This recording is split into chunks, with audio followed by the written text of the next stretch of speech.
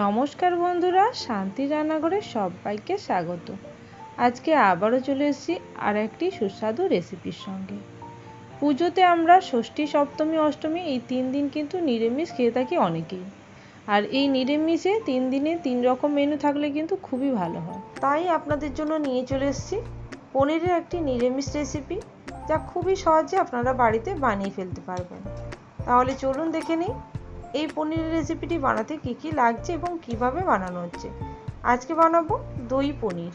সবার প্রথমে আমি এখানে নিয়ে নিয়েছি 300 গ্রাম পরিমাণে পনির। এই পনিরটাকে আমি এখন টুকরো টুকরো করে কেটে নেব।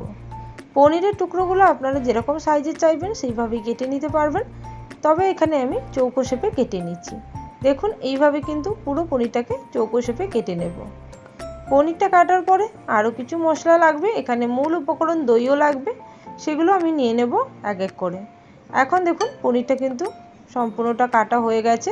এবার পনিরটাকে আমি এইভাবে সাইডে রেখে দিচ্ছি একটা পাত্রেতে। এরপরে আর একটা মিক্সিং জার নিলাম। এই জারের মধ্যে দিয়ে দিচ্ছি 1 কাপ পরিমাণে দই। যেহেতু এখানে দই পনির, এখানে দই অবশ্যই লাগবে, সেই জন্য এখানে দইয়ের পরিমাপটা একটু বেশিই নিলাম। সঙ্গে নিয়ে নিচ্ছি কিছুটা পরিমাণে আমন্ড এবং কাজু, যেটা আমি আগে থেকে গরম জলের মধ্যে ভিজিয়ে রেখেছিলাম। আপনারা চাইলে শুধু কাজুও নিতে পারেন, সঙ্গে চালমগজও দিতে পারেন। আর দিয়ে দিচ্ছি 2টো কাঁচা লঙ্কা। এরপরে দিয়ে দেবো কিছুটা পরিমাণে আদার পেস্ট। আদাটা আমি যেহেতু পেস্ট করে রেখেছিলাম, সেই জন্য এখানে আদার পেস্ট ব্যবহার করছি। আপনারা চাইলে কুচনো আদা দিয়ে দিতে পারেন, একসঙ্গে সমস্তটাই ব্লেন্ড হয়ে যাবে। এখন দেখুন, এবার আমি মিক্সিং জারের ঢাকনাটা লাগিয়ে এটাকে ব্লেন্ড করে নেব, একদম মিহি পেস্ট। আর এখন আমি একটা কড়াই বসিয়ে দিচ্ছি।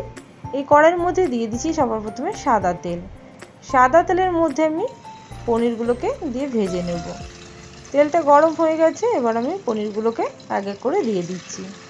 পনিরটা এখানে আমি খুব বেশি ভাজবো না, হালকা ভেজে নিলেই কিন্তু পনিরটা ভাজা হয়ে যাবে। খুব বেশি লালচে করে ভাজার দরকার নেই। দই পনিরে কিন্তু পনিরটা একটু সাদা সাদা থাকলে দেখতে কিন্তু ভালো হয়। এখন দেখুন, পনিরটাকে আমি খুব ভালো করে এইভাবে গ্যাসের ফ্লেমটাকে স্লো রেখে ভেজে নিচ্ছি এবং দিয়ে দিলাম অল্প পরিমাণে লবণ। এখানে যেহেতু পনিরের মধ্যে কোনো রকম কিছু দেওয়া ছিল না, সেই জন্য অল্প পরিমাণে লবণ দিয়ে আমি পনিরটাকে ভেজে নিলাম। এখন আমার পনিরটা ভাজা হয়ে গেছে। এবার আমি পনিরটাকে একটা প্লেটের মধ্যে তুলে নেব। পনিরটা তুলে নিয়ে তারপরে আমি বাকি রান্নাটা আপনাদের সঙ্গে শেয়ার করব। এখন আমি পনিরটাকে তুলে নিচ্ছি একটা প্লেটের মধ্যে। পনিরটা খুবই সফট, সেই জন্য খুব হালকা হাতে পনিরটাকে কড়াইয়ের মধ্যে থেকে তুলে নিচ্ছি। পনিরটা তুলে নেওয়ার পরে এই তেলের মধ্যেই কিন্তু বাকি রান্নাটা করব।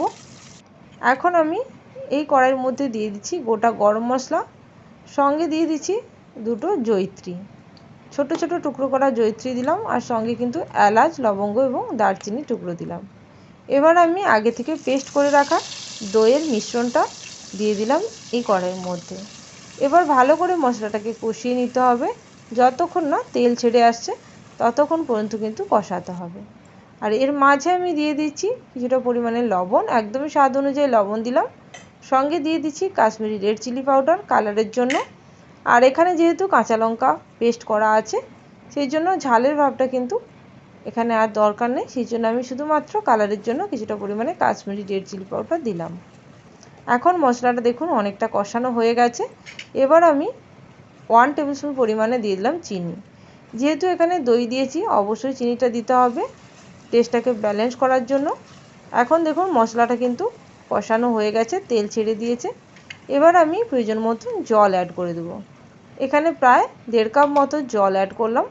আপনারা যদি চান এর থেকে কমও অ্যাড করতে পারেন, তবে এখানে 1.5 কাপ মতো জল অ্যাড করে দিয়ে একটু ফুটিয়ে নিলেই কিন্তু পনিরটা রান্না হয়ে যাবে। এখন আমি একটু ফুটিয়ে নেওয়ার পরে পনিরটা দিয়ে দিচ্ছি। পনিরটা এখানে আমি সবগুলো যেগুলো ভেজে রেখেছিলাম সব পনিরটাই দিলাম।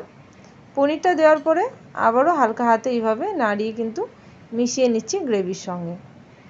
এবার পনিরটা একটু ফুটতে শুরু করলে ঢাকনা দিয়ে মিনিট 2 টাইম ধরে কিন্তু রান্নাটা করে নিতে হবে। গ্রেভিটা একটু ঘন হয়ে গেলেই কিন্তু রান্নাটা প্রায় রেডি হয়ে যাবে। এখন আমি প্রায় 3 মিনিট পরে দেখাচ্ছি। দেখুন গ্রেভিটা অনেকটাই ঘন হয়ে গেছে আর গ্রেভিটা কিন্তু অনেকটাই শুকিয়ে গেছে। এই অবস্থায় আর বেশি নাড়াচাড়া করব না, কারণ পনিরটা খুবই সফট। হালকা হাতে নাড়াচাড়া করার পরে এর মধ্যে আমি দিয়ে দিচ্ছি কিছুটা পরিমাণে কাসুরি মেথি। এখানে কাসুরি মেথিটাকে হালকা গুঁড়ো করে নিয়েছি, তারপরে কাসুরি মেথিটা এর মধ্যে দিয়ে দিলাম।